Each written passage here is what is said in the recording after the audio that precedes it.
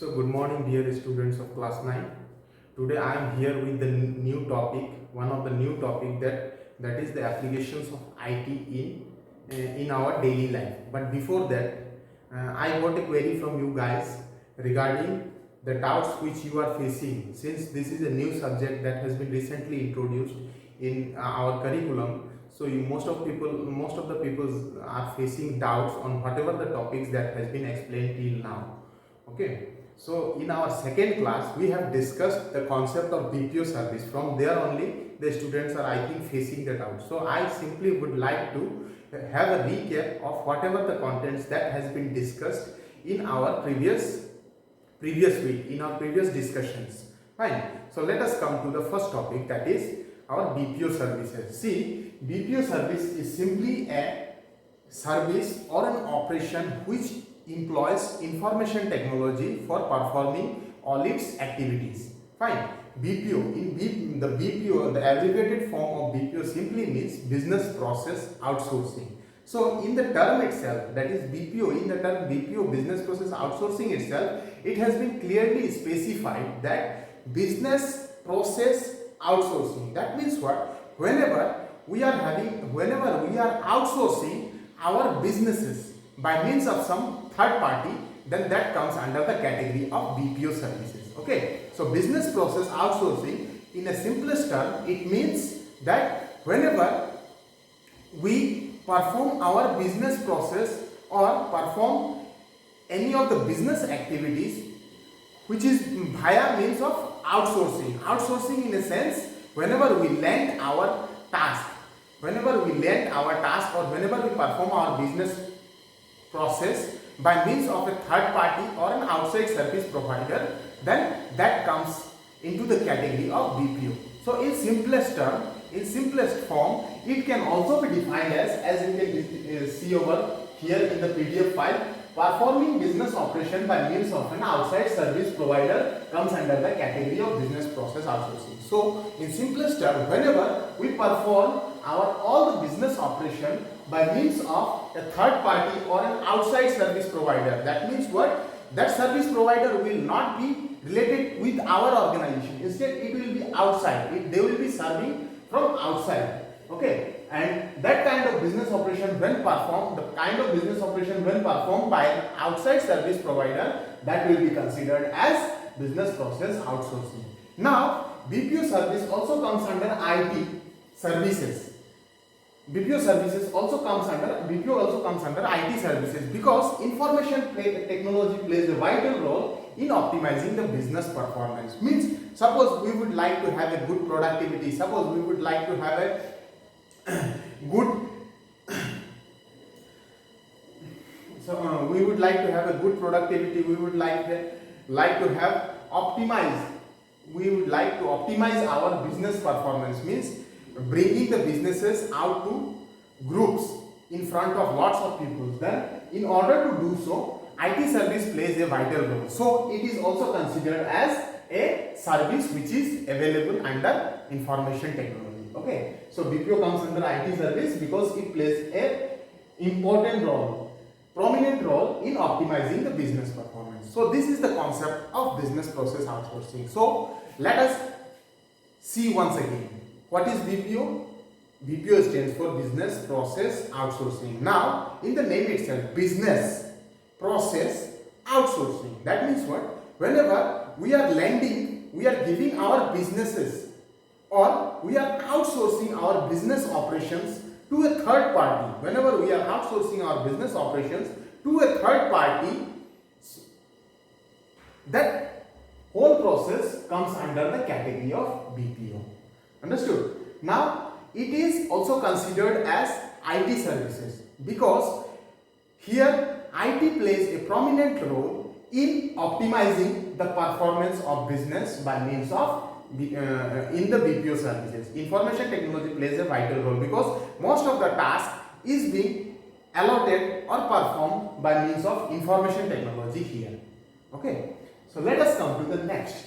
Now, merits of BPO service industry in India. See, you might have heard in our country, lot many BPO sectors are there. Okay, for example, say insurance sector, say technical support sector, then sales, marketing. Lot many fields are there where this BPO services plays a prominent role. And what are the merits why this service are being outsourced generally in India? Most of the time, see, most of the BPO operations are generally being outsourced in India because of availability of labors, because of availability of workforce in huge, okay, and because of two most important point deserves worth mentioning here. The first one is BPO service industry is highly organized and hence different kinds of jobs are outsourced in India. That means what? Say I have an organization that basically deals with insurance services. Now, in my organization, apart from insurance services, I also have to perform business operation. I have also to perform different kind of other activities such as banking, then operations, sales. So at a time, we cannot do all the tasks. I simply land one of the tasks, that is performing insurance process to someone else, so say someone third party. Then the third party in turn will work for me and I will pay him the sum which will be incurred in the whole process, which will be in the whole process of imparting that services to the end user. Okay, so the first point here is BPO service industry is highly organized and different kinds of jobs are outsourced in India. Now, the organization of BPO services in India is very much organized. Organized in an organized way, the BPO service industry is flourishing in India. Say, for insurance purpose, one kind of organization is there. For sales purpose, some other kind of organization is there. For banking, some other organization is there. For technical support, some other organization is there. So, in a sense, this BPO service industry is highly organized, as a result of which most of the jobs are being outsourced in India. Now let us come to the second point. India has the expertise in reducing cost with firm control on the quality of software. Now, apart from the first option, one more thing is there. Here, the cost of living in India is also very less. As a result of which, the organization which outsource their business operation to Indian companies will have to pay less amount. Okay, will have to pay less money, less financial infrastructure is needed, where the organization which are outsourcing their businesses have to invest in India, as a result of which this BPO service industry is also flourishing in India. It means it has the expertise in India has the expertise in reducing cost with firm control on the quality of service. See, although we are not charging that much fees, means the people's are human resource is available in India, fine, and then there are different, also the quality control option is also available in India, and at a time, apart from these two, human resource, quality control, the financial problem is also not that much, fine. So say suppose in England, suppose a company is working in England, an organization is operating on its own. Now what happens, if there the cost of living, standard of living in that particular country is very high, as a result of which the organization will have to pay a lot of money, will have to bear a lot of expenses in order to hire a certain groups of people for doing their jobs, for performing their jobs. As a result of which they will simply turn towards India, because here because of the availability of human resource, it becomes very much easier for the organizations to lend their services in India, and these are the two important points which plays a vital role, because of which the BPO service industry in India is flourishing. So let us move to our next topic. Now, next topic of our discussion, that is, what are the different types of BPO services available? Fine. So we will begin our discussion from the financial. There are a total of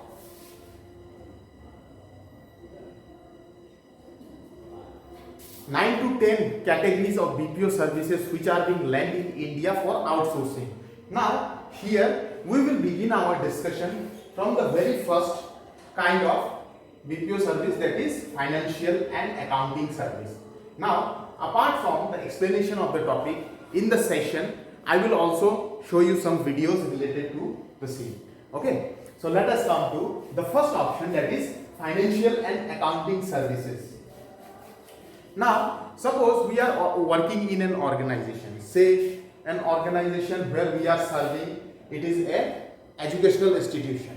Since we are working in an educational institution, so it will also be dealing with different financial transactions from time to time. Say in the beginning of the session, students will be admitted into the school.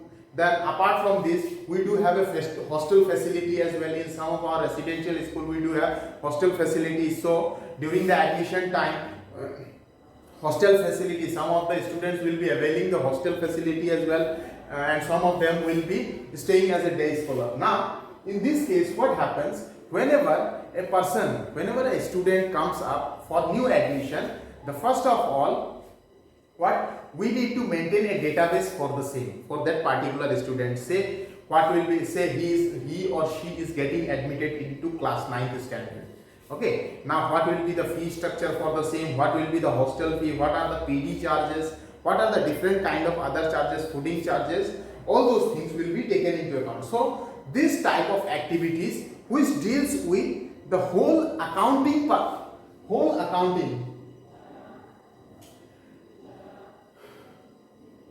and all the financial transaction of an organization. See, all those service which deals with all the financial transaction related to an institution or a country. Suppose since we are working in an educational institution, so I will explain the concept in this context only, not in context of the country. So whenever any financial transaction related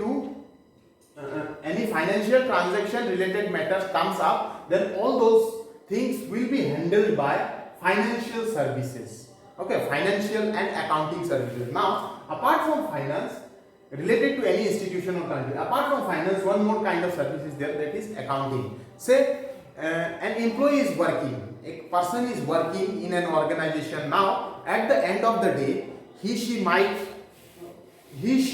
or she will have to pay the salary as well in the end. So, right?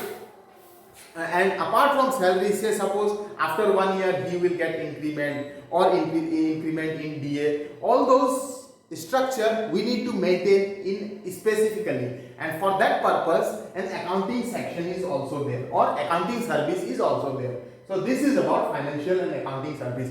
Those services which basically deals with financial and accounting related tasks in a particular institution or an organization comes under the category of financial and accounting services. Okay, now let us come to the next second category of BPO services, that is taxation and insurance services. So before discussing the insurance services, let us come to the taxation services.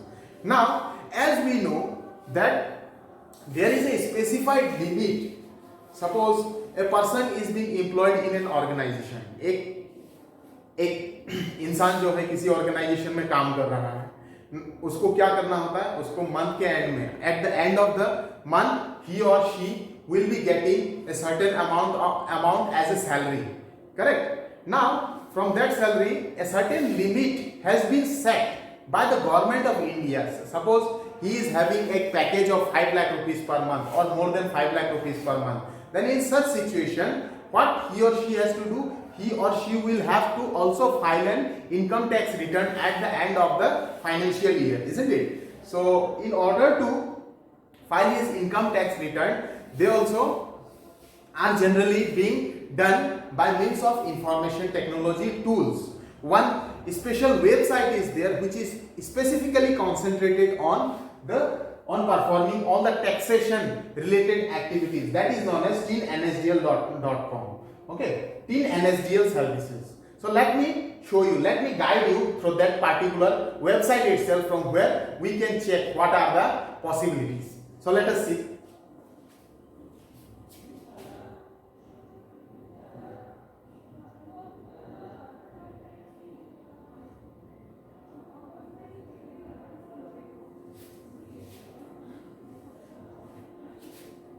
See, I am opening the website which I just now discussed, that is TIN NSDL.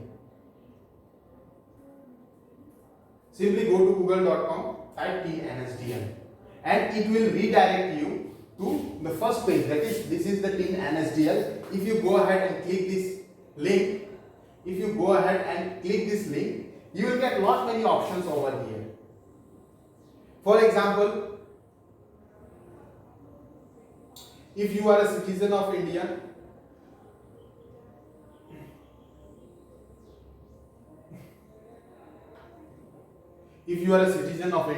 then after a particular time instant, after a particular time duration, you need to pay tax. Whenever you will get into salaried income, then you will have to pay tax. And before paying tax, what we need to do? We need to apply for PAN application.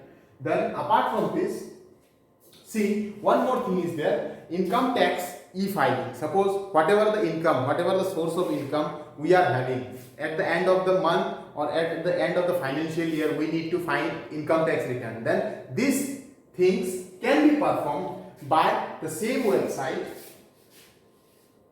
by one more website, not this website, actually one more website is there, Income Tax India e-filing.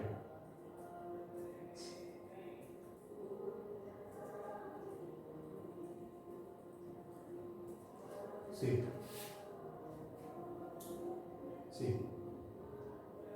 this is the page, this is the website by means of which